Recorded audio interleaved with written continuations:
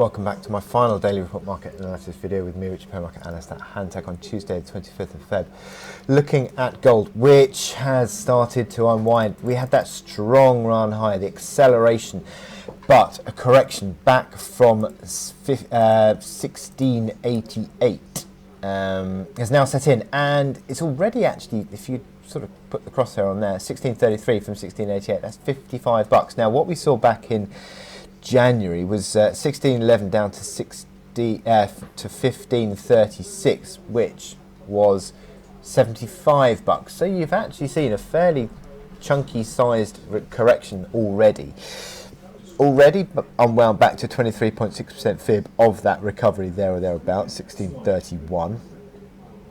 And yeah, this is, I think 1611 seems to be a fairly decent ballpark area for a correction if it does get there, as in that would be your breakout point.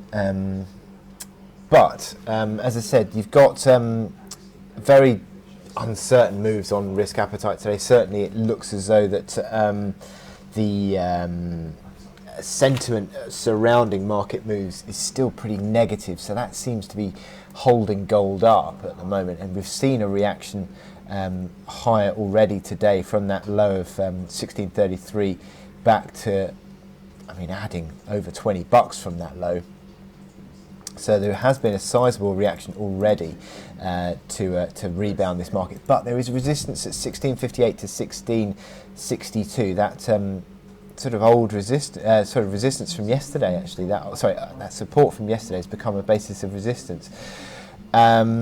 I'm still looking at this gap at 1648. That is an important level, 1648, 1649. If it closes that gap, we've filled that gap this morning now, but we haven't yet closed it. If you close below 1648, it does sort of suggest that the market is sort of turning corrective still, but you haven't really seen any decisive corrective signals yet. You've got a crossover on the stochastics. That is the most sensitive of indicators on the momentum, so it's not the most surprising of moves. But RSI just turning back from the high 70s, not yet posting a corrective signal below 70, and MACD lines are still rising. So there is still an appetite to buy gold, and the profit taking which has set in this morning hasn't been massive, but it's something that we need to sort of be aware of. Certainly if you close that gap at 1648, it could well continue back towards, again, that 23.6% fib and maybe even 1611.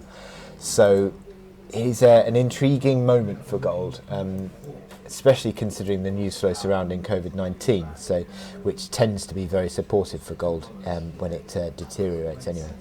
So with that in mind, I wish you good luck in your trading today. Click here to subscribe to our analysis videos and go to our website to sign up for our webinars.